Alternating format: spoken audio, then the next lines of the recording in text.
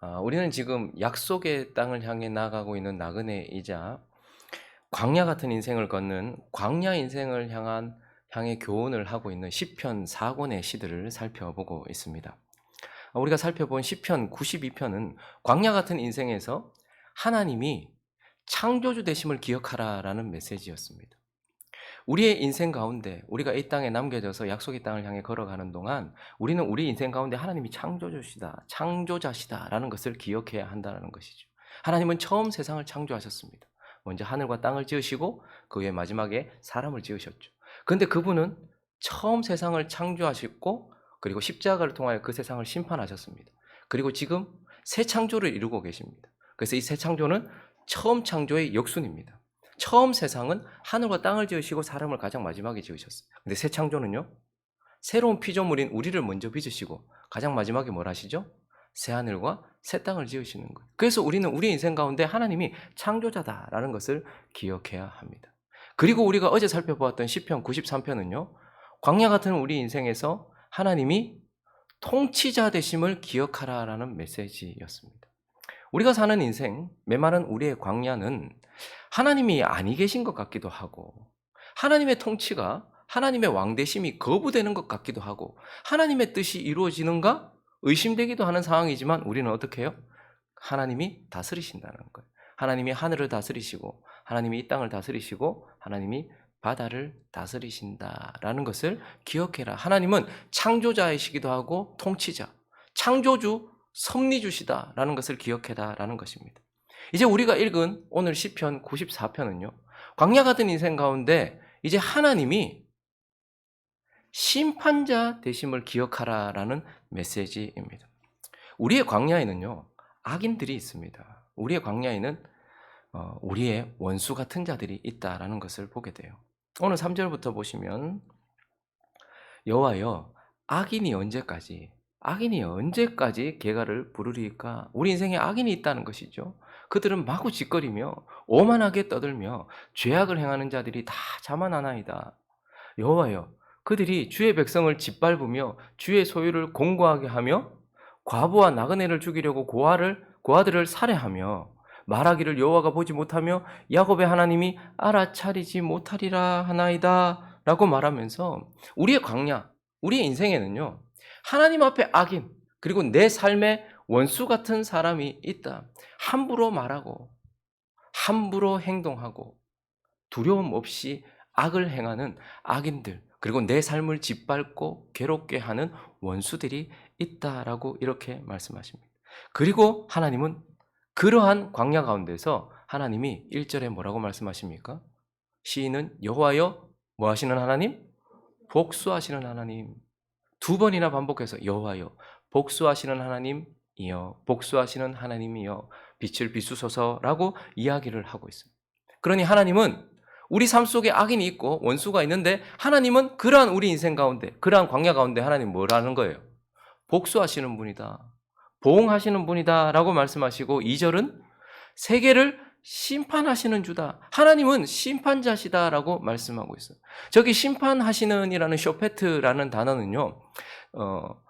한 날을 최후 마지막에 온전히 심판하실 심판주를 말하는 것이기도 하지만 능동분사예요. 그러니까 계속 심판해 오고 있다라는 거예요.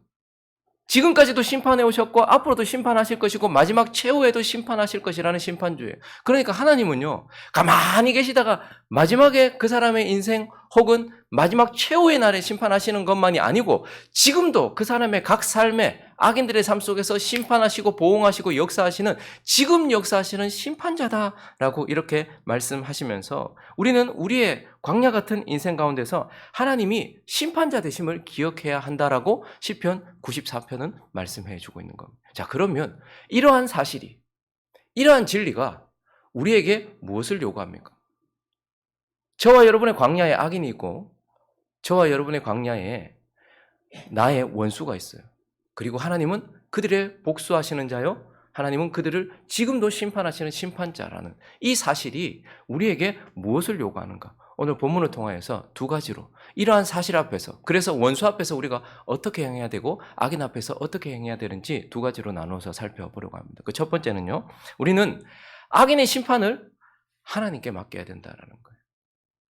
우리의 원수의 심판을 하나님께 맡겨야 된다라는 거예요. 하나님은 성경을 통하여서 우리에게 맡기라고 명령하신 것이 몇 가지 있습니다. 첫 번째, 하나님이 우리에게 꼭 이거는 하나님께 맡겨야 된다라고 한 첫 번째는 뭘까요? 첫 번째는 염려입니다. 염려. 베드로전서를 한번 볼까요? 5장 7절을 보시면 읽어보겠습니다. 시작. 너희 염려를 다 주께 맡기라. 염려는 내가 가지고 있어야 될 것이 아니고 하나님께 반드시 맡겨야 되는 그 무엇입니다. 그래서 하나님은 염려를 주께 맡기라고 말씀하세요. 그리고 또 우리가 맡겨라라고 명령받는 것이 있습니다. 뭐죠? 짐. 우리의 짐.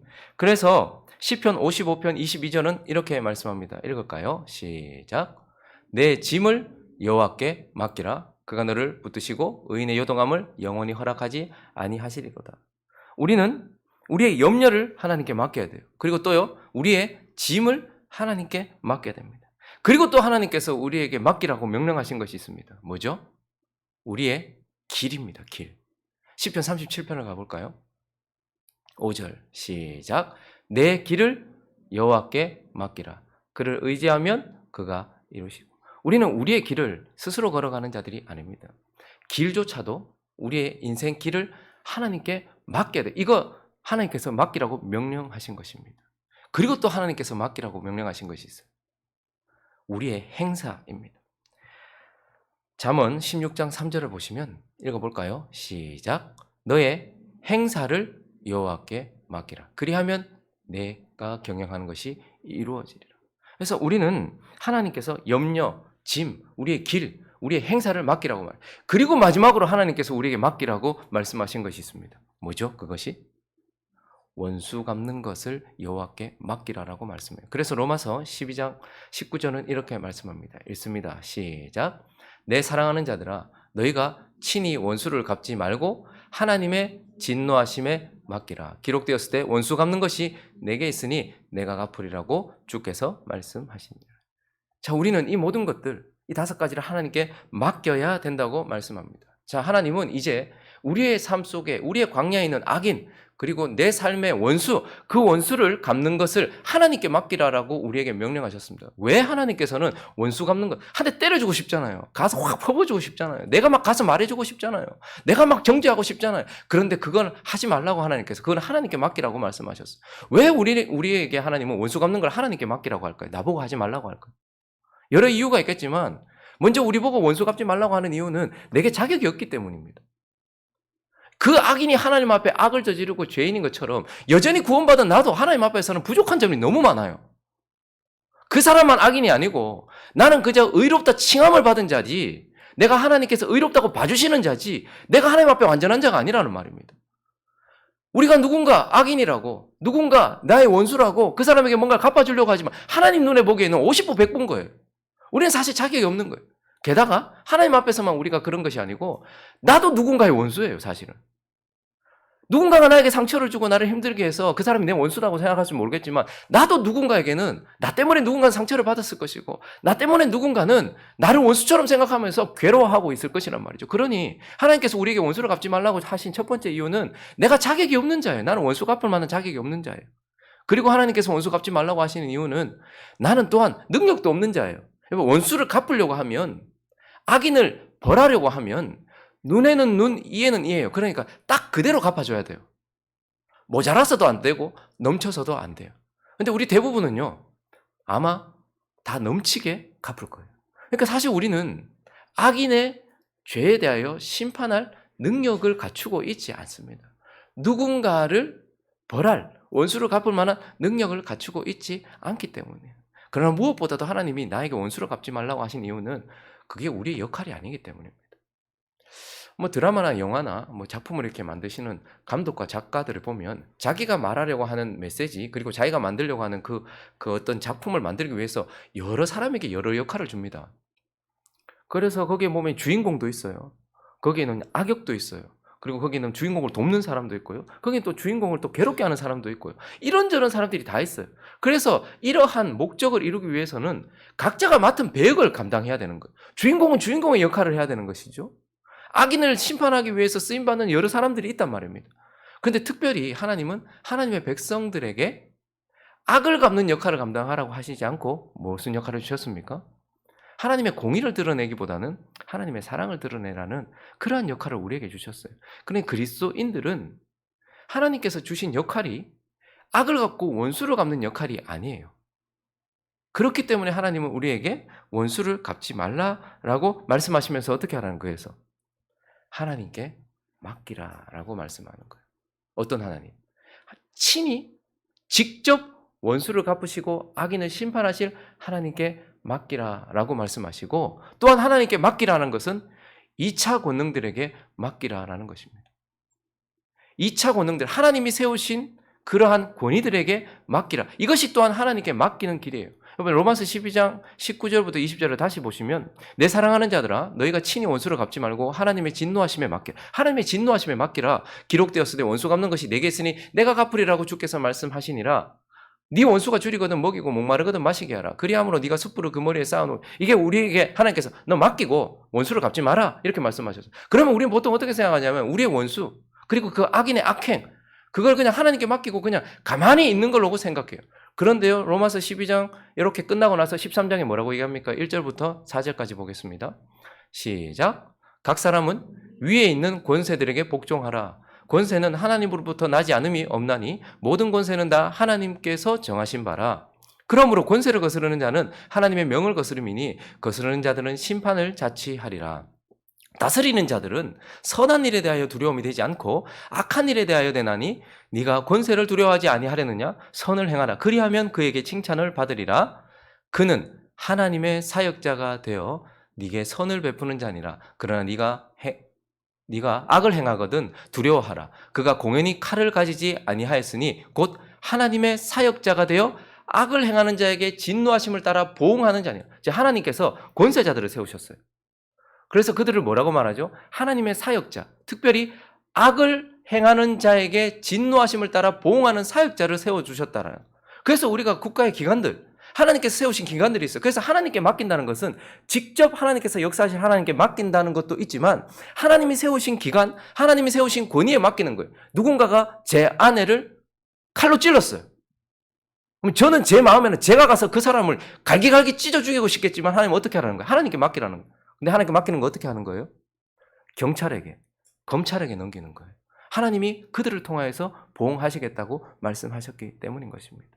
그러므로 우리는 이 땅에 있어서 사실은 경찰도, 검찰도, 행정부도 우리의 속 시원하게 일을 해결해 주지는 않을 거예요. 그러나 이 땅에 있는 동안은 하나님께서 그렇게 일하실 때에 하나님께 맡긴다는 것은 하나님이 직접 행하실 것을 믿으며 하나님께 맡기기도 하지만, 하나님이 세워놓으신 권위에게 맡겨서 하나님이 그 사람을 통해서 행하도록, 그 기관을 통해서 행하도록. 그래서 우리 삶에는 많은 원수들이 있습니다.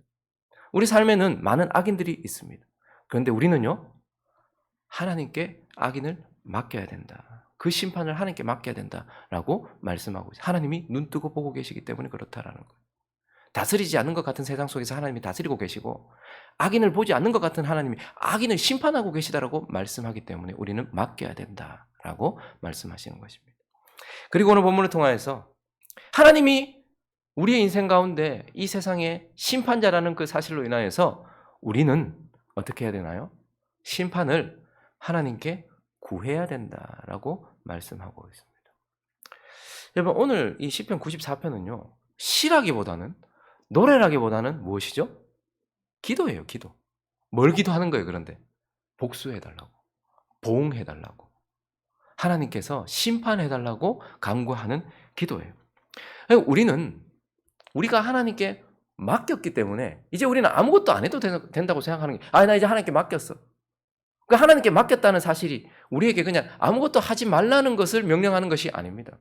하나님께서 내 짐을 여호와께 맡기라고 말씀하셨어요. 그렇기 때문에 우리는 어떻게 해야 돼요? 아무것도 염려하지 말고 모든 일에 기도와 간구로 너희 구할 것을 감사함으로 하나님께 아뢰어야 돼요. 맡긴 사람은 뭐 해야 되는 거예요? 짐을 맡겼으면 염려를 내려놓고, 염려를 맡겼으면 염려를 내려놓고 하나님께 구해야 되는 것처럼, 원수 갚는 것을 하나님께 맡겼으면 하나님께 원수를 갚아달라고 뭐 해야 된다는 거예요? 구해야 된다라고 우리에게 말씀하고 있는 것입니다. 그러니까 하나님은 우리에게 원수 갚는 것을 하나님께 맡기고, 그리고 그분이 일하시도록 구해야 된다라고 명령을 하고 계시는 겁니다. 그래서 오늘 시편 전체는요, 우리가 어떻게 구해야 되는지에 대한 말씀입니다. 우리 어떻게 구해야 될까요? 하나님께서 역사하시도록 간절히 구해야 돼요. 1절부터 다시 보십시오. 여호와여, 복수하시는 하나님이요, 복수하시는 하나님이요, 뭐 해달라고 말하고 있습니까? 빛을 비추어 달라고 지금 간절하게 구하고 있는 거예요. 시작부터 하나님의 행동을 지금 요구하고 있는 거예요. 하나님, 빛을 비춰 주십시오. 2절은요. 세계를 심판하시는 주요, 뭐 하래요? 여러분, 이거 쉬운 일입니까? 내 위의 권위에게 앉아 있는데 좀 일어나세요. 권사님 좀 일어나서. 이렇게 말하는 게 쉬운 것입니까? 그런데 지금 하나님께 뭐라고 말하는 거예요? 좀 일어나 주십시오. 하나님, 좀 일어나 주십시오. 그리고 또 뭘 구하고 있어요? 교만한 자들에게 마땅한 벌을 주십시오. 하나님, 손을 드시고 매를 드십시오. 라고 지금 하나님께 간절히 구하고 있는 거예요. 하나님의 역사를 간절히 구하면서 기도하고 있는 것입니다. 그리고 3절부터 7절까지는 어떻게 기도하고 있습니까? 그가 지금, 여러분 지금 이 고자질하고 있는 겁니까? 하나님 자각이 들었어요. 지금 고자질하는 겁니까? 아니요. 하나님께 구체적으로 구해야 돼요. 여호와여, 악인이 언제까지 걔가 지금 막 마치 승리한 것처럼 노래 부르고 있습니다. 하나님. 그들이 마치 하나님이 아니 듣는 것처럼, 그리고 그것이 돌고 돌아서 내 귀에 안 들어오는 것처럼 마구 짓거립니다. 오만하게 떠들어댑니다. 죄악을 행하는 자들이 다 말을 함부로 합니다. 그리고 그들이 말만 함부로 하는 것이 아니라 주의 백성들을 실제로 짓밟습니다. 주의 소유를 공고하게 실제로 그렇게 행하고 있습니다. 그리고 하나님이 보호하라고 하셨던, 하나님이 보호하시고 하나님이 특별히 생각하시는 과부와 나그네, 그리고 고아들을 어떻게 해요? 살해합니다. 그리고 하나님 못 본다, 하나님 모른다, 누가 나 건드릴 건데 라고 하나님에 대해서 그렇게 말합니다. 라고 말하면서 그가 지금 구할 때에 구체적으로 악인들의 악행을 하나님께 고발하면서 간구하고 있는 거예요. 우리 삶에 하나님, 저 사람이 저렇게 했습니다. 악인이란 내 눈에 거슬린 사람을 말하는 것이 아니라 하나님을 반역하는 사람이요, 내게 손을 댄 사람을 말하는 거예요. 하나님의 뜻 가운데 있는 나에게 손을 댄 사람을 말하는 거예요. 그런데 그들이 어떻게 했는가? 이 사람은 이런 일을 당했을 것이고 저 사람은 저런 일을 당했을 거예요. 뭉뚱그려서 얘기하는 게 아니에요. 하나님 그가 이러한 행위를 했고 이러한 행위, 우리가 그렇게 기도하면서 그래서 이들이 악인이라는 것을 확인하게 돼요. 그리고 정확하게 하나님 앞에 그가 했던 행위에 대해서 하나님께 고발하는 거예요. 하나님, 그가 이렇게 했으니 하나님 심판해 주십시오. 하나님, 그가 이런 행동을 하고 있습니다. 하나님, 그러니 심판해 주십시오라고 하나님께 구체적으로 간절하게 하나님의 역사를 구하면서 구체적으로 기도해야 돼. 그리고 또 우리가 악인을 심판해달라고 기도할 때 어떻게 기도해야 되죠? 믿음으로 기도해야 돼요. 9절부터 11절을 보시면요. 귀를 지으시니가 듣지 아니하시겠는가? 눈을 만드시니가 보지 아니하시겠는가? 뭇백성을 징벌하시는 이 곧 지식으로 사람을 교훈하니가 징벌하지 아니하시겠는가? 여호와께서 사람의 생각의 험함을 아시느니라 라고 말하면서 하나님께서 반드시 어떻게 해요? 듣고 보고 하나님은 징벌하신다. 하나님은 반드시 심판하신다 라는 것을 믿음으로 지금 구하고 있는 거예요. 그도 지금 하나님이 가만히 앉아 계시는 것 같고 그가 그냥 그를 그대로 내버려 두시는 것 같아요. 근데 하나님 어떻게 하십니까? 하나님께서 역사하실 것이라는 것을 믿음으로 구하는 거예요. 거기다가 또요, 14절은 여호와께서는 자기 백성을 버리지 않을 것이다. 지금 원수들에 의하여, 악인들에 의하여 고통받고 있는 자기 소유를 외면하지 않을 것이라는 것을 믿고 기도하는 거예요. 그리고 23절에 있습니다. 시작.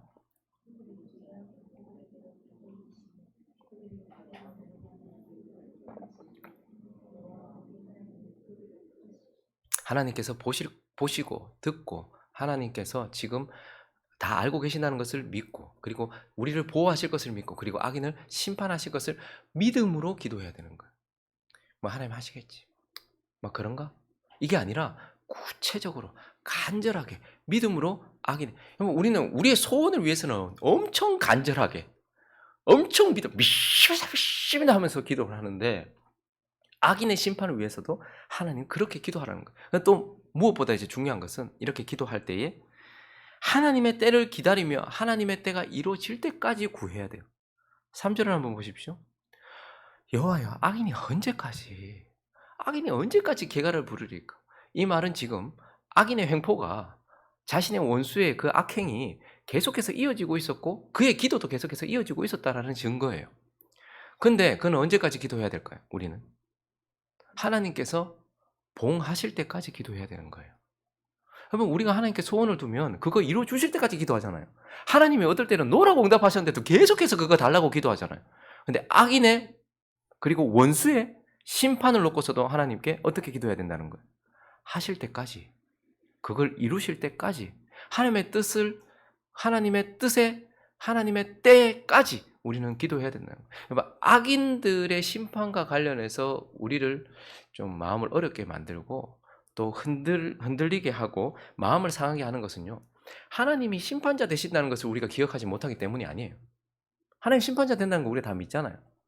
그런데 악인과 관련해서, 이 원수의 심판과 관련해서 우리가 마음이 어려운 것은 하나님이 심판자가 되신다는 것을 믿지 못하기 때문이 아니고 하나님의 때가 너무 더디게 느껴지기 때문에, 아니 언제까지 그냥 내버려 두실 겁니까?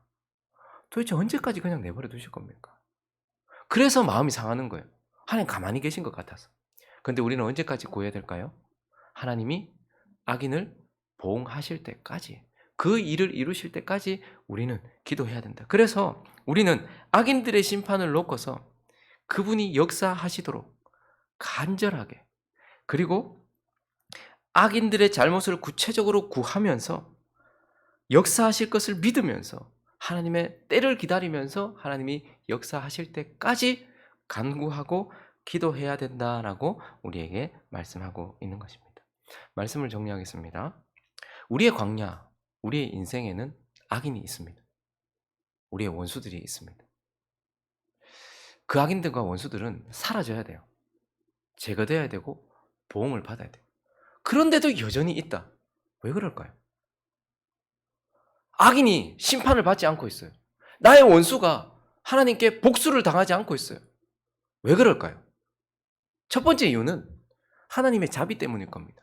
하나님은 그 악인도 사랑하시니까 참고 기다리시면서 그가 회개하고 돌아오기를 기다리시면서 심판을 하지 않는 하나님의 자비 때문일 거예요. 두 번째 이유는 하나님이 나를 다듬기 위해서 내버려 두시는 것일 수도 있습니다. 그 사람을 통하여서, 악인을 자세히 보면, 나를 괴롭게 하는 사람을 자세히 보면 나를 닮았어요. 언젠가 나의 모습을 담고 있어요. 그래서 그 사람을 통하여서 나를 다듬고 나를 회개시키고 나를 새롭게 하기 위해서 악인들이 여전히 내 삶 속에, 그리고 이 땅 속에 그대로 있는 경우도 있습니다. 그러나 또 다른 이유는 아닐까 우리는 생각해 봐야 돼요. 우리가 원수를 하나님께 맡기지 않았기 때문은 아닐까요? 내가 그 사람을 비판하고 내가 그 사람에게 가서 한 대 쥐어받고 내가 그 사람을 무너뜨리려고 했던, 하나님께 맡기라고 했는데 하나님께 맡기지 않았기 때문에 원수가 여전히 내 삶 속에 있는 것은 아닐까 우리는 돌아봐야 돼. 그리고 또 하나, 내가 하나님께서 그 악인을 심판하라는 그 기도를 하지 않거나 끝까지 하지 않았기 때문은 아닐까요? 우리의 삶 가운데 있는 그 원수, 그 악인이 하나님께 보응받을 때까지 기도해야 되는데, 그래서 우리의 삶 속에서, 우리의 광야에서 그 악인이 사라져야 되는데, 그것을 위하여 끝까지 기도하지 않아서 그래서 여전히 있는 것은 아닐까. 우리는 이 네 가지 사실들을 살펴보면서 나의 모습을 한번 돌아보고, 이 땅 속에, 이 광야에 하나님이 심판자로 계신다라는 것을 기억하시고, 그러므로 하나님께 맡기고 하나님께서 일하시도록 간구하며, 그렇게 우리의 광야길 메마른 우리의 인생을 걸어가는 저와 여러분 되시기를 예수 그리스도의 이름으로 축원합니다.